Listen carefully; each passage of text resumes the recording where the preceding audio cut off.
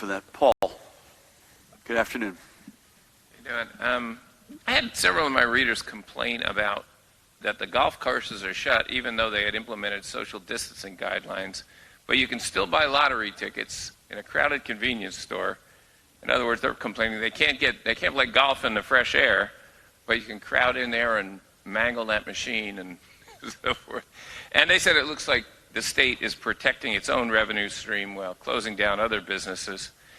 And then the other question I had was, you mentioned Sunday and Monday that the state won't have an economic recovery until we have a complete health recovery. I think experts say that could take a complete health recovery could take a year or so. What is your criterion for a health recovery that is complete? Yeah. So on your first question, Paul, the golf courses were part of entertainment, I guess, is the category that we put that under. I've taken a fair amount of incomings on it. I continue to take a fair amount of incomings on parks. I just got another note from the parent of a high school senior who wants to make sure we have graduations. Sign me up for everything, assuming we can safely do any of the above. And I promise we're not holding back artificially any of that. We just got to make sure we're out of the woods. As it relates to the convenience store, what, sorry? Did you mean in the woods? Exactly. As it relates to the convenience store, all kidding aside, we haven't thought about it in terms of protecting our revenues. Our revenues have blown up.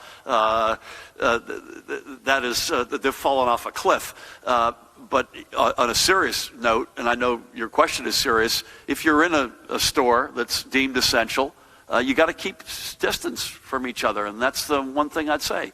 And I know that may seem a little paradoxical, and I feel badly about that. But the fact of the matter is, if you're inside an essential retail operation, you got to keep your distance 6 feet. You got to have a face covering, and you got to play ball. As it relates to complete, I guess, Paul, I accept that, by the way. Part of the reason why we've begun to think about this now as a state, I know the federal government is thinking about what does reopening look like. The regional group of states, actually one more than I was when we were here yesterday, Massachusetts has joined, which I think is a very good add. So 7 of us trying to think this through.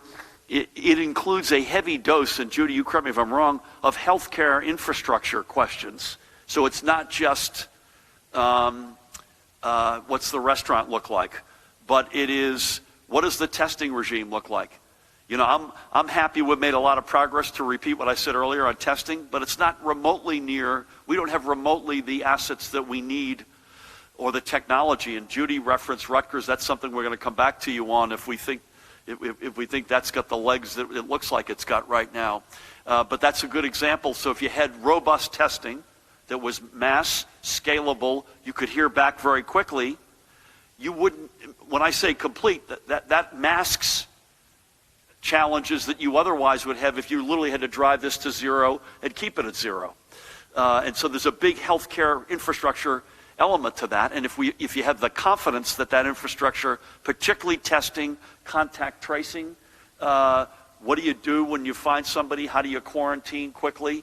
If we have confidence in that, that allows us a lot faster to get back in the game.